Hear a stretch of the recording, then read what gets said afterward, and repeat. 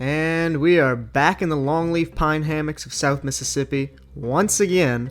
I don't know why I come here anymore. I literally find 2 snakes every time, and one of them is going to be a racer. Alright, we are here. Whew. This is some nice looking habitat, for sure. One thing though is, whenever there's really nice habitat, it oftentimes ends up being harder to find the animals here because there's so much space. So, gonna be doing a lot of tromping today. The landscape here is super open, and it's a lot of ground to cover. So I thought to myself, how do I see more of that ground? Alright guys, so here's what I'm thinking. We do not have a lot of time because it is still fall, and in Mississippi it can still get into the mid to high 80s during the day. And I've got to find stuff quick before it heats up. So here's what I'm thinking. A lot of space to cover, a lot of brush, hard to spot logs. Already flipped that one, nothing under it. I need to spot stuff. I do not have a drone.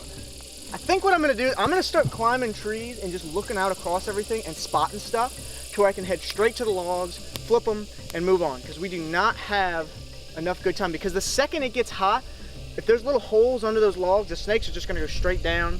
Not gonna see them at all. So that's my strategy for the day.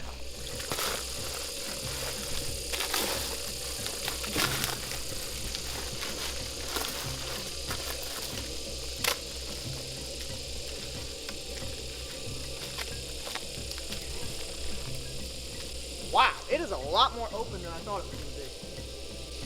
Okay. I see 4. So I'm going to go to those 4, and then we're going to go to another section.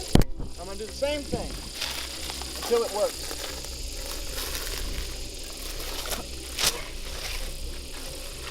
In this habitat, the only real cover or brush are these palmetto plants. But areas with logs and other cover are typically more open and sandy. Meaning I can climb a tree, spot 3 or 4 logs, and keep walking. Then climb another tree, spot 3 or 4 more logs, and keep walking. This went on for a while before we got our first snake.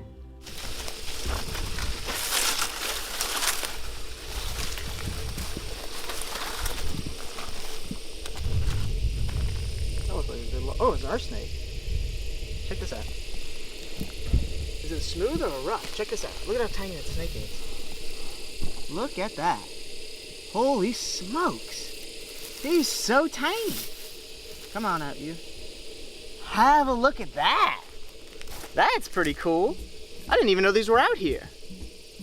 That's a smooth earth snake. My goodness. I did not know these. Look, he's got a nub tail too. Check that out. That is so cool. This is actually an adult one of these snakes, believe it or not. Smooth earth snakes do not get very big. And we've shown these snakes in the past, but I didn't actually know that they lived in this part of Mississippi. So that's really interesting. I'll have to see if other people have found these here. Very cool. They're a little fossorial snake, just like a lot of the things we're looking for.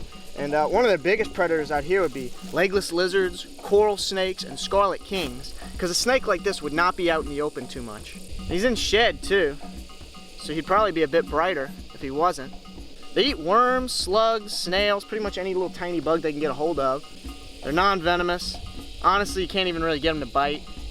Just a really cool little brown snake. We're gonna go ahead and put this little guy back and keep looking for more. All right, see you, little buddy. Back on your little burnt log. Very cool. All right. There you go, check this out. First gopher tortoise burrow. Doesn't look like it's being used right now though. It's got a bunch of spider webs in it. Doesn't mean a snake couldn't be hanging out at the front. Diamondbacks, to a lesser extent black pine snakes, and many other species will use these burrows. You know what's funny is oftentimes when we film these videos, I'm having to like avoid human stuff like buildings and roads. No, the hard thing here is getting back to the road. I'm telling you, it's kind of nice. I like it. I like this vastness of this area. It's cool. And it's definitely something that's not common for Mississippi, that's for sure. So once again, this method is horribly inefficient. But then again, I'm in Mississippi. Efficiency was never an option. Not only are the species in this habitat hard to find, but when you find them, some of them are even hard to catch.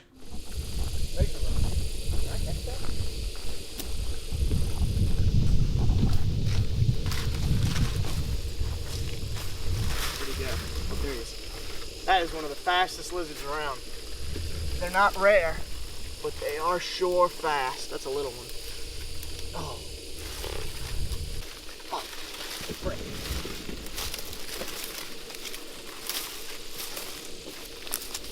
There he goes, there he goes. Come on, you. Come on, I have failed every attempt at these lizards. No! He jumped over my hand! Dang it! I never catch those stupid little things. They are so quick. Literally one of the fastest lizards in the south. Dang it! Oh! Woohoo! Oh, that's a scarlet king! Oh, I gotta get in before. Check that out. Oh! Boom! That's a Mississippi scarlet king. Oh, that's sweet. Check out that snake. Burnt logs, man, they are a dream. And this is dream habitat for one of these snakes for sure. I've never actively targeted this snake in the state, but oh my gosh. That's a beauty. Took me a second there. I kind of flipped out just when I saw red, but I was partly hoping this was going to be a coral snake, but I will take either of the two tricolors, or I should say three tricolors, because there's a scarlet snake. I will take any of the tricolors here in Mississippi. All of them are rare, all of them are difficult to get, and this one is a beauty. Have a look at that. Jeez. Jeez. Very rare out here. As you can see, there's so much habitat, and this is such a small snake. They can be pretty difficult to find. Now, obviously, like I just said, this is a non-venomous species, and actually, I'm gonna have to get some information on this snake. I believe that they are a species of concern here in Mississippi. I'm not 100% sure on that, but I'm gonna collect the data anyway, and just make sure I've got like his measurements, exact location, you know, temperature, all that good stuff before we release this guy, because that's pretty special. Not too many people find these snakes. Honestly, I think the rarest thing out here is the mole king snake. I could be wrong about that, but mole kings and coral snakes are probably like the #2. They're a very whippy snake. Now these are a king snake species, just like the speckled king, and they will eat other snakes. Now oftentimes in the spring, these guys are going to be hiding under pine bark and stuff like that. But this time of year, they're either going to be underneath things that kind of have a bit of weight to them to where they're not being cooked by the sun, or they're going to be fully underground. They will come out at night. They are a mostly nocturnal hunter, and their favorite food are skinks, racer runners, like that lizard that I missed earlier. When they go under the logs, they'll sometimes get them. And occasionally they'll get green anoles. However, out here, fence lizards are a bit more prolific. Very high black. Check that out. A lot more black than the one from Louisiana. And that's one of the cool things about scarlet king snakes. I think it's one of the reasons why they're really so targeted, is because they're so variable. Every single one of them is going to look totally different. They're still going to have that basic black, yellow, /white, and then red, but they're all going to have a different look. So for instance, on this one, his head is actually mostly black, which really, that's kind of difficult. You can see the very tip of his nose there is red, but the rest of his head is black. And that's actually an indicator for species sometimes. The coral snake will always have a black snout, whereas these snakes will oftentimes have a red snout or a little bit of a white snout. They can have a full black snout, but the coral snake will always have that. I mean, it's just awesome. What can I say? What even else is there to say about this snake?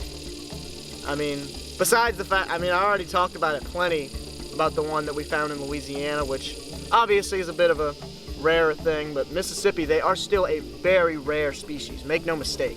Very difficult to find out here. What I think we're going to go ahead and do, I'm going to get some information on this little guy, and then we're going to go ahead and slide him back under his log, but that is a very special find. If you guys did enjoy this video, make sure to go and check out the one that we did with the Louisiana Scarlet King pretty recently. It's honestly one of my favorite videos, and if you guys haven't already, make sure to subscribe, and we will see you guys next time. Alright, you little candy cane, back under your log. He is very whippy, and he is ready to go. Oh my gosh. That is awesome.